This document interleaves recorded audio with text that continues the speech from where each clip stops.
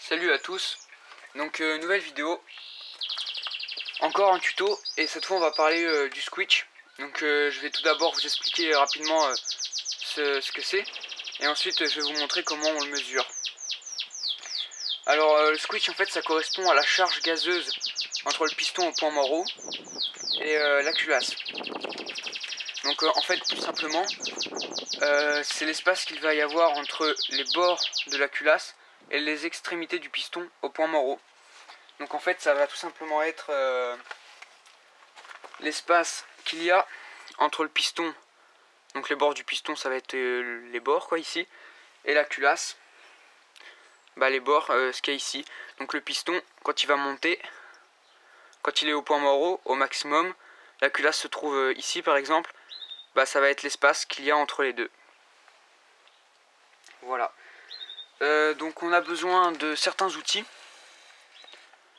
Et donc les deux plus importants ça va être un pied à coulisse. Donc moi le mien est digital mais vous n'êtes pas obligé d'en avoir un digital. Bon ça facilite la lecture quand même d'avoir un digital, je préfère. Et de l'étain, donc des fils d'étain comme ça. Donc c'est un métal très mou, voilà. Qui sert normalement pour faire des petites soudures. Mais là on va s'en servir pour mesurer le squitch. Donc il en existe en différents diamètres. Et là moi j'ai du 1 mm il me semble. Donc c'est pas mal. Mais vous pouvez en avoir des plus épais aussi. Donc voilà. Il vous faut également des joints. Donc pas mal de joints. Moi j'ai pris tout ce que j'avais là. Donc j'en ai quand même quelques-uns, voilà. Puis du coup là je vais remonter tout ça. Et je vais vous montrer comment on le mesure.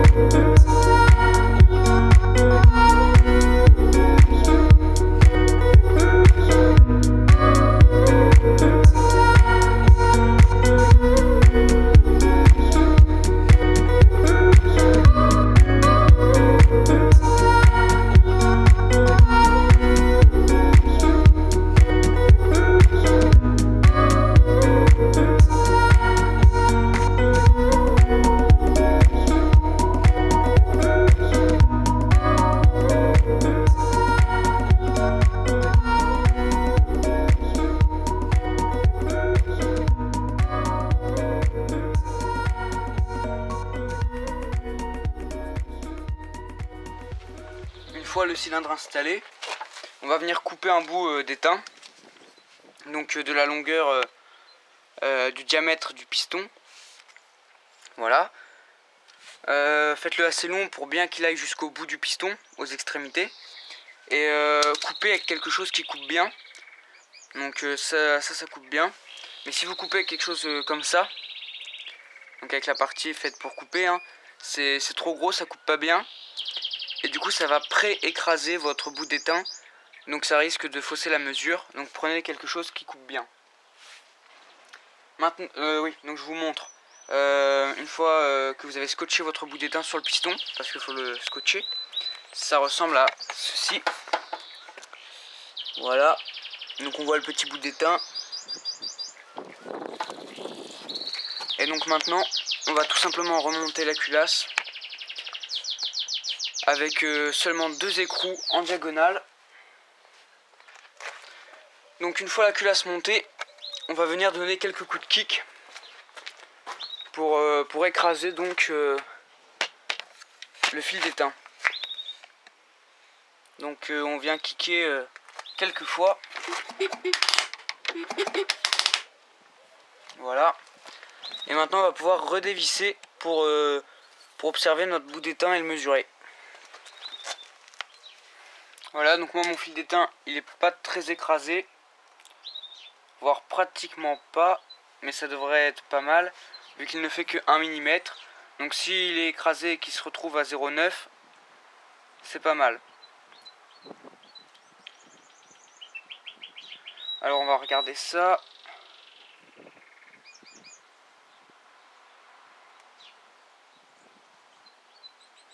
Pile 0,9, c'est parfait. Alors prenez plusieurs fois la mesure pour être bien sûr, hein. Et quand vous prenez la mesure, n'appuyez pas trop. Parce qu'il faut pas grand chose pour écraser l'étain. Voilà, donc je vais rester avec ce squitch. Et je vais vous montrer la seconde méthode pour mesurer le squitch. Donc la seconde technique, bah pareil, vous allez remonter le haut moteur normalement, donc avec les joints, avec tout. Vous allez tout simplement prendre un bout d'étain et faire un angle droit, comme ceci. Et on va venir donc passer le bout d'étain par le pas de vis de la bougie. Donc il faut mettre le piston en bas. On donne quelques coups de kick.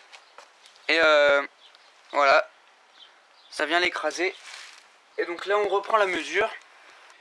Donc là je vais mesurer. Je suis à... Là j'ai 0,94.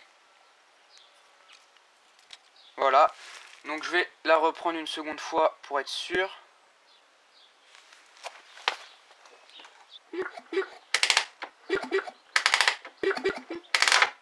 Et donc je vais pouvoir regarder ce que j'ai cette fois-ci. Voir si j'ai la même chose ou pas. Donc là j'ai 92. Donc voilà, donc on tourne autour des 90. C'est passé à 93, j'ai dû le bouger. Mais voilà, donc on tourne autour de 90-95. Donc c'est pas trop mal, je vais laisser comme ça. Voilà, donc vous avez vu les deux techniques. Et si jamais vous avez besoin que votre squitch soit plus grand, bah vous rajoutez des joints. Donc vous pouvez mettre autant de joints que vous voulez, hein. Des joints papier, comme ça vous en mettez autant que vous voulez, c'est pas grave. Ce sera étanche, vous pouvez le faire.